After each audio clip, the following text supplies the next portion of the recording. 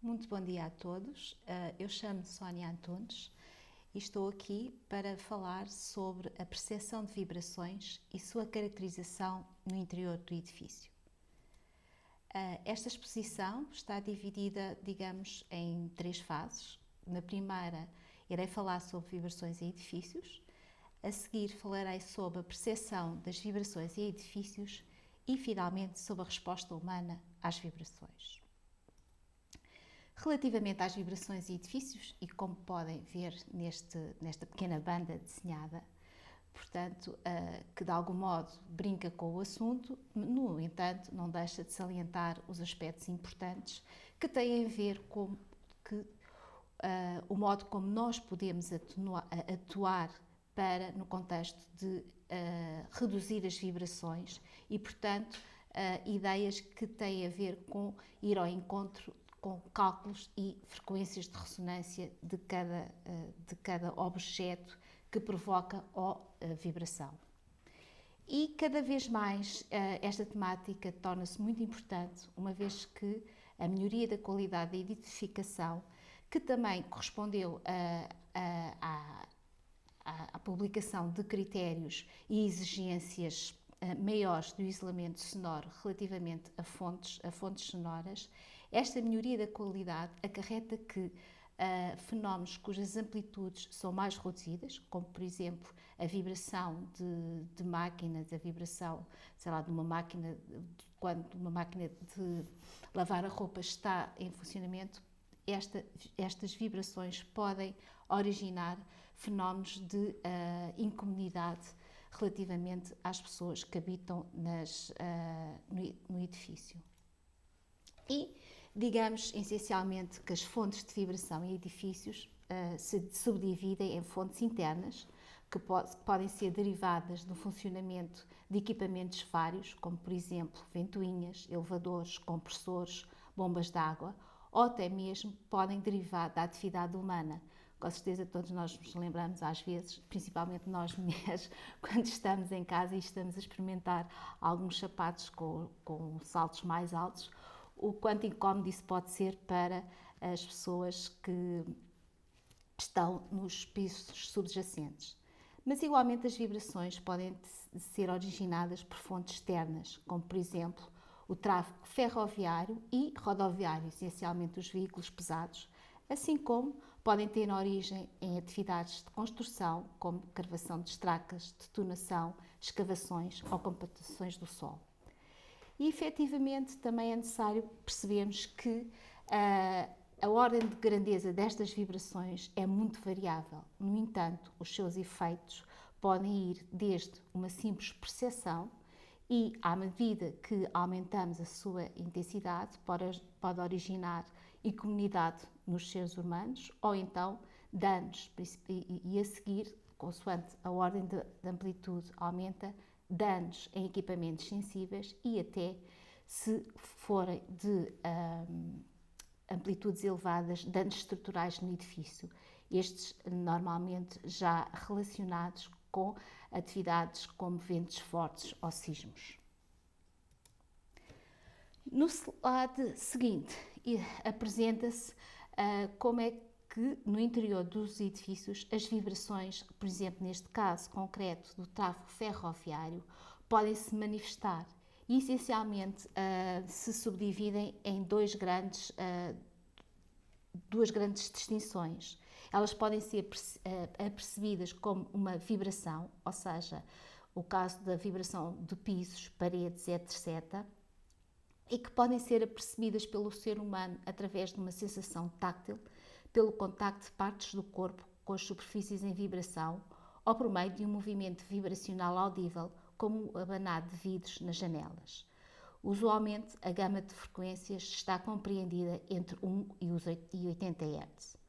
Ou então, a vibração pode ser originada a partir de ruído, pode ser apercebida como ruído de baixa frequência, que resulta frequentemente da vibração que se propaga pelas fundações de edifícios e estruturas e que excita os elementos de compartimentação interiores, como paredes, pavimentos e tetos.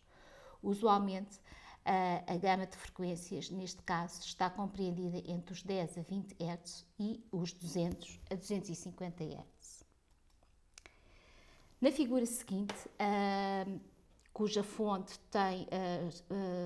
ou cujos valores que aqui são apresentados neste quadro, no qual é possível verificar uma relação genérica entre a percepção da vibração e a sua correspondente amplitude, decorrente de estudos vários, podemos dizer que um valor eficaz da aceleração da ordem de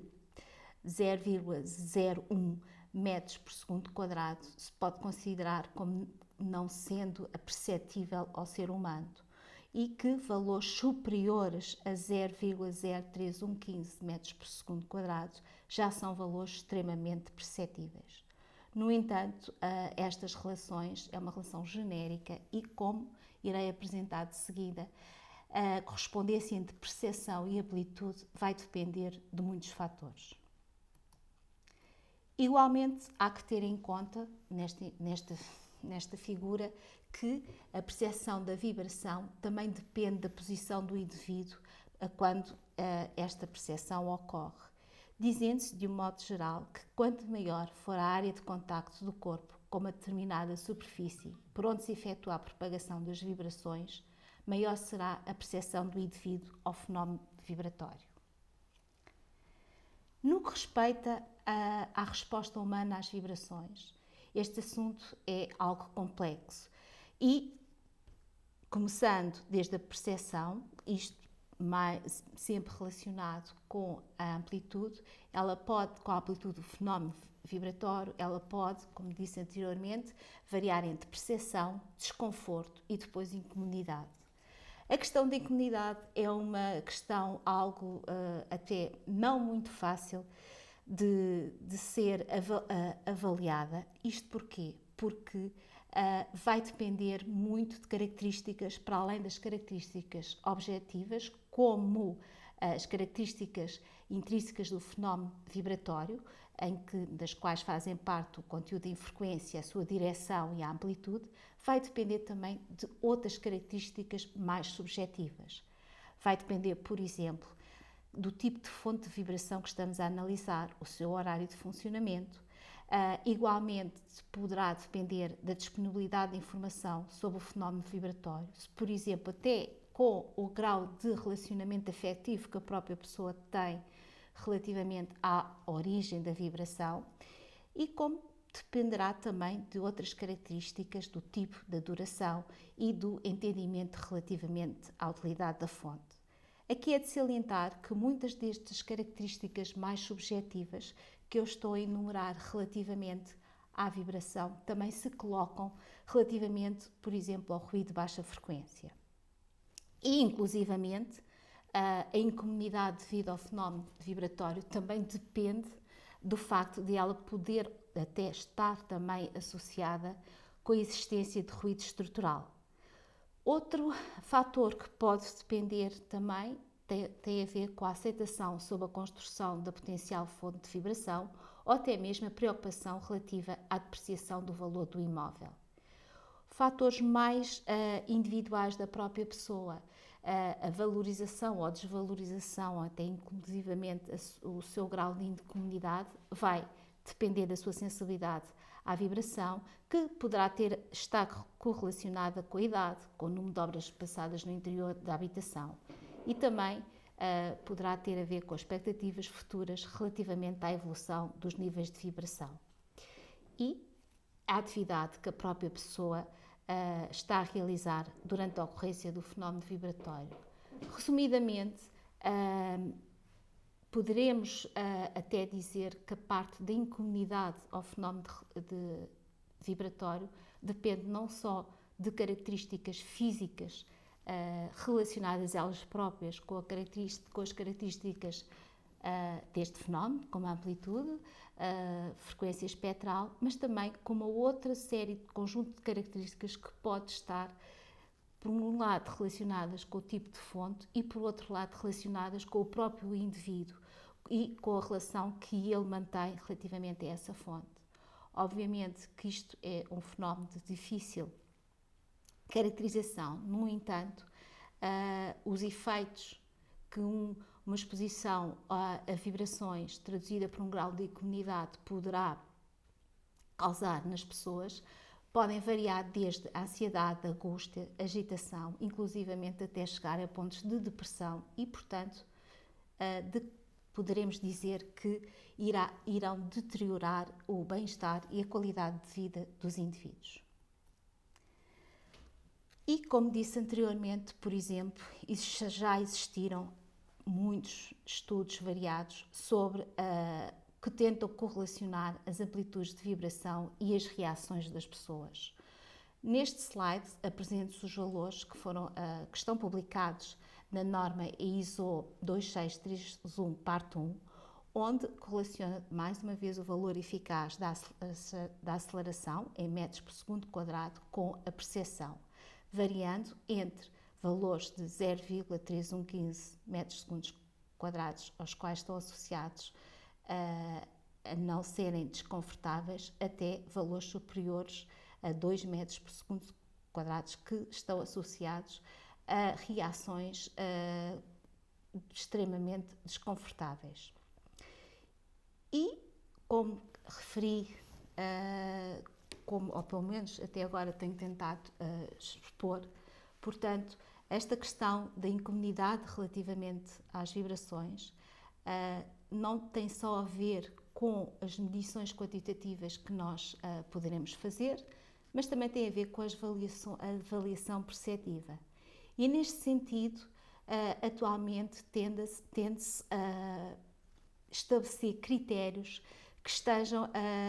de algum modo estejam associados com a resposta das pessoas, e para isso é necessário fazer questionários estes que estão normalizados, de modo a que os vários questionários que são feitos em diferentes países possam ser comparados entre si e todo este conjunto poder servir para que o conhecimento sobre este assunto possa progredir e possamos chegar a valores limite e a valores de acessibilidade que estejam cada vez mais correlacionados com a percepção das pessoas. Sendo assim, e resumidamente, a ideia que nós queríamos transpor e fazer passar para